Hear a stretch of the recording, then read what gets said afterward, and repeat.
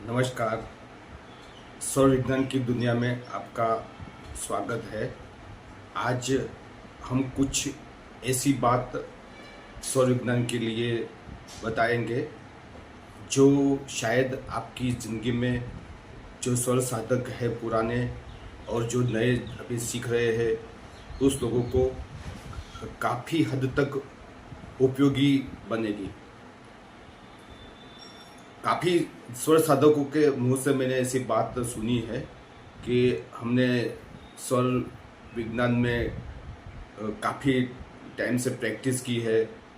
जो चंद्र नाड़ी सूर्य नाड़ी इस हिसाब से हम स्टेप ले रहे हैं और 3-3, 4-4, 5-5 महीने से कुछ साधक 6-6 महीने से प्रैक्टिस कर रहे हैं, लेकिन उसको जितनी चाहिए इतनी सफलता उसकी जो रूटीन लाइफ है उसमें नहीं मिल पाती। या तो अंशतः सफलता मिली है या तो फिर ऐसा है कि कुछ दिन सफलता मिलती है, कुछ दिन नहीं मिलती है। तो ये जो बात है उस पर आज कुछ प्रकाश डालने की आज हमारी पूरी कोशिश रहेगी। तो ये जो चीज़ सफलता अंशतः मिलना ना मिलना या कभी मिलना कभी ना मिलना, उसका जो मेन कारण है वो है हमारी चंद्र नाड़ी और सूर्य नाड़ी का जो मार्ग है उसका अवरोध। मान लो आप ऐसा समझते हो कि आपकी सूर्य नाड़ी सही चल रही है, लेकिन कभी कभी उसमें काफ़ी अवरोध होते हैं जिससे ये जो सूर्य नाड़ी है वो सही चलने के बावजूद भी आपको जितनी चाहिए इतनी सफलता नहीं मिल पाती।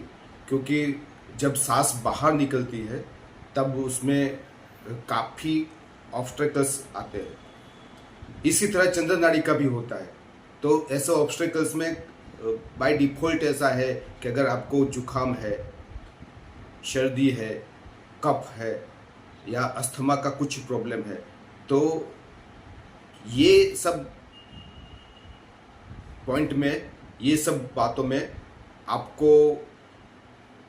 जो सांसों की गति है वो सही ढंग से नहीं मिलेगी। यानी कि या तो सूर्य नाड़ी या तो चंद्र नाड़ी, जो भी आपकी नाड़ी चल रही है वो सही नहीं चलेगी। और दूसरी बात ये है कि काफ़ी लोगों को ऐसा है कि उसकी एक ही नाड़ी चलती है।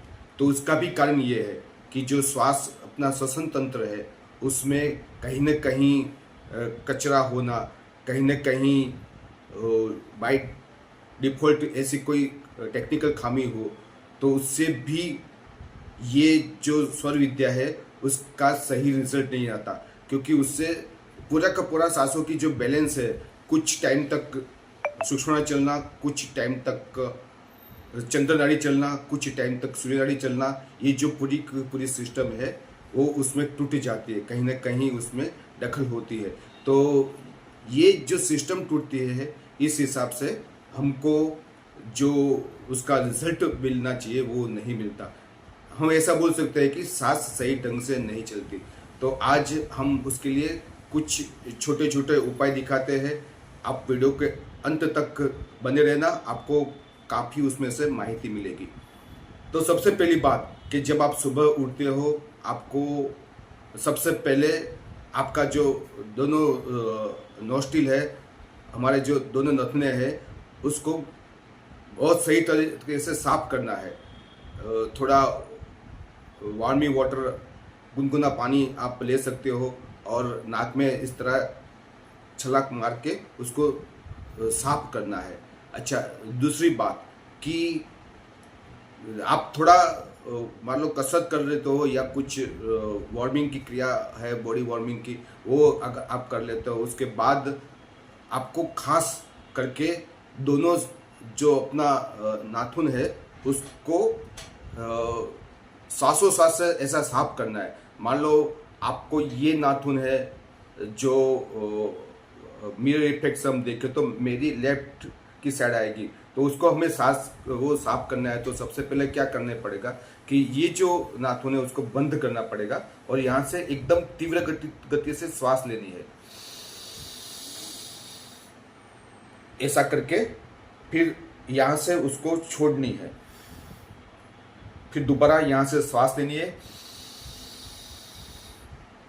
जितनी हो सके इतनी ज़्यादा सांस भरनी है।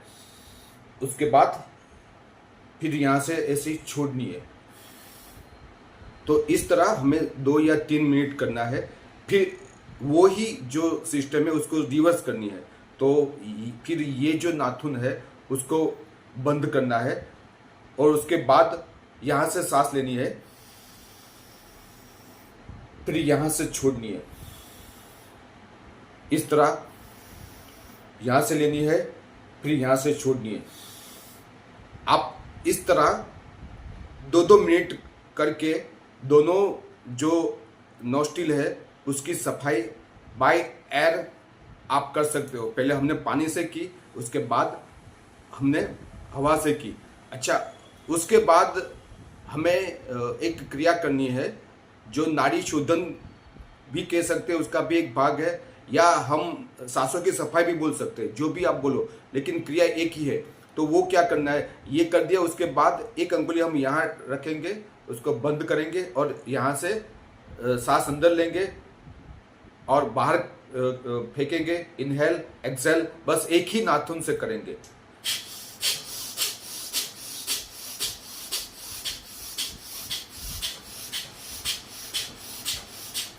उसके बाद सेम टू सेम ये जो अपना नोज है तो वहां से सेम वही क्रिया करेंगे।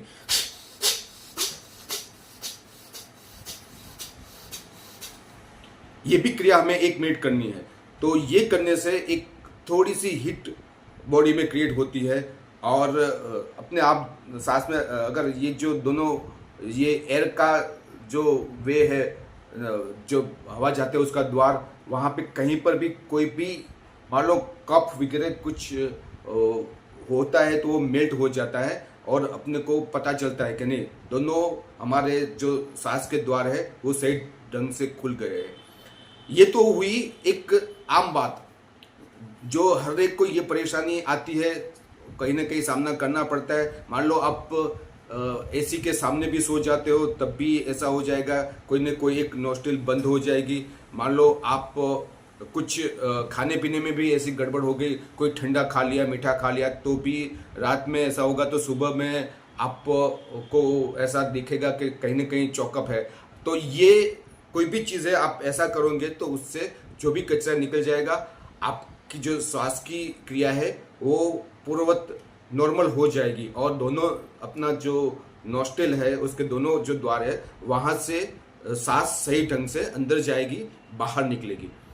लेकिन कभी कभी क्या होता है कि बाय डिफ़ॉल्ट ऐसी मिस्टेक हो जाती है बॉडी में कि जो बीच वाला पार्ट है, ये अपना नाक है उसका बीच वाला पार्ट है, तो जो बीच वाला पार्ट है उसकी जो हड्डी है उसका जो ऊपर का ये भाग है वो कभी लेफ्ट साइड या कभी राइट साइड थोड़ा सा टेढ़ा रहता है। कभी कभी ये जो टेढ़ापन है वो थोड़ा ज़्यादा हो जाता है। तो ऐसे केस में आप देखोगे कि वो इंसान है उसकी एक नाड़ी काफ़ी प्रबलता से चलेगी, एकदम वो नाड़ी सही चलेगी। एक जो नाड़ी है जहाँ पे वो ऐसा झुकाव है, जो पार्ट दबता है, वो नाड़ी धीरे धीरे ही चलेगी, आप चाहे कुछ भी कर लो, लेकिन वो सांस वहाँ से जल्दी जाएगी ही नहीं। ये जो चीज़ है वो काफ़ी हम ऐसा बोलते हैं कि अपने को असफलता देने वाली है। ये अगर चीज़ है तो फिर उसका हमें कुछ न कुछ उसकी ट्रीटमेंट करनी ज़रूरी है। और वो कैसे हम चेक करेंगे वो भी मैं आपको दिखाता हूँ, तो आपको पता भी चल जाएगा। अगर ये चीज़ है तो उसकी एक सामान्य बाबत ये है कि मान लो डिपेंड्स कि कौन सी हड्डी दबी हुई है, तो उसके रिलेटेड कहीं ना कहीं ऐसा जो बंदा है उसको कहीं ना कहीं डिसीज होगी, क्रॉनिक डिसीज भी हम बोल सकते हैं कि कुछ न कुछ परमानेंट डिसीज उसका होगा। हो सकता है हजमे की प्रॉब्लम हो सकता है कफिंग रहती हो, खांसी जुखाम ये सब चलता ही हो सकता है वो बंदा आपको ऐसा लगे कि थोड़ा काम करे थक जाए, थकान महसूस हो, ये सब चीज़ रहती है। अच्छा, 3 पार्ट पर उसकी इफेक्ट भी होती है। आगे हम देखें तो एक तो कुछ भाग दबने से पैसा आने में भी तकलीफ होती है, वो बंदा जिंदगी भर आगे भी नहीं आ सकता। कुछ पार्ट में ऐसा है कि वो इमोशनली बहुत वीक होता है, उस पर कुछ भी बात है वो उस पर हावी हो जाती है। और फिजिकल तो मैंने आपको बताया कहीं ना कहीं तकलीफ तो रहती है। तो आप देखना इमोशनली भी आपको अगर फैमिली इशू रहते हैं या पैसे के इशू रहते हैं तो 100% आप देखना कहीं ना कहीं हम जो सांस लेते हैं उसमें कहीं ना कहीं मिस्टेक है। अच्छा, ये जो मिस्टेक है, अगर मान लो ये जो पर्दा है बीच वाला जिसको हम हड्डी बोलते हैं, नाक के दोनों जो नाखून है उसको बीच में से सेपरेट करने वाला, अगर आपको लगता है आप एक 24 घंटे तक ट्राई करके देखते रहो, क्योंकि काफ़ी जगह पे मैंने ऐसा सुना है, बहुत से लोग ये जो ऑनलाइन कोर्स चलाते हैं तो उसमें काफ़ी लोग ऐसे शिकायत करते हैं कि सर जी मेरी सिर्फ सूर्य नाड़ी ही चलती है, मैं कुछ भी करूँ तो वो सूर्य नाड़ी के सिवा और कोई चलती नहीं। फिर वो लोग बोलते हैं कि नहीं नहीं ऐसा करो ऐसा करो, फिर भी वो लोग बोलते हैं मैंने सब कुछ किया फिर भी सूर्य नाड़ी ही चलती है। काफ़ी लोग ऐसे बोलते हैं कि मेरी चंद्र नाड़ी ही चलती है, चंद्र नाड़ी ही चलती है, मैं कुछ भी करूँ लेकिन ये चंद्र नाड़ी से सूर्य नाड़ी पलटती ही नहीं है। जो कि साइंस ये बोलता है सर विद्या का कि वो अल्टरनेट 1.5 घंटे में, कभी कभी 1 घंटे में, depends upon works, depends upon अपनी फीलिंग्स, वो चेंज होती है। लेकिन बहुत से लोग ऐसे शिकायत करते हैं, तो वो शिकायत का जो मेन एसेंस है, जो मेन अर्थ है वो ये बात है कि कहीं ना कहीं ये जो ऊपर वाली जो पार्ट है वहाँ पे मिस्टेक है। अगर वो मिस्टेक है, कभी वो छोटा सा मसा बोलते हैं जिसको, वो भी अंदर होता है, अंदर ग्रो हो जाता है, तो वो भी अंदर रहने से भी ये तकलीफ होती है। अगर ये चीज़ है तो उसका आयुर्वेदिक उपाय से या कुछ भी करके वो उसको निकाल देना ज़रूरी है, अदरवाइज ये जो तकलीफ है वो रहेगी रहेगी और उससे बंदा पूरी ज़िंदगी परेशान रहेगा। अच्छा, दूसरी बात ये है कि मान लो थोड़ी कुछ हड्डी काफ़ी लोगों की ऐसी थोड़ी ट्विस्ट देती है, मैंने काफ़ी लोगों को देखा है। तो मैंने देखा है कि तो आप भी अभी ये वीडियो खत्म होने के बाद देख लेना, तो आपको ऐसा भी लगेगा कि मेरी एक जो राइट हैंड साइड जो सांस है वो बराबर सही ढंग से चलती है।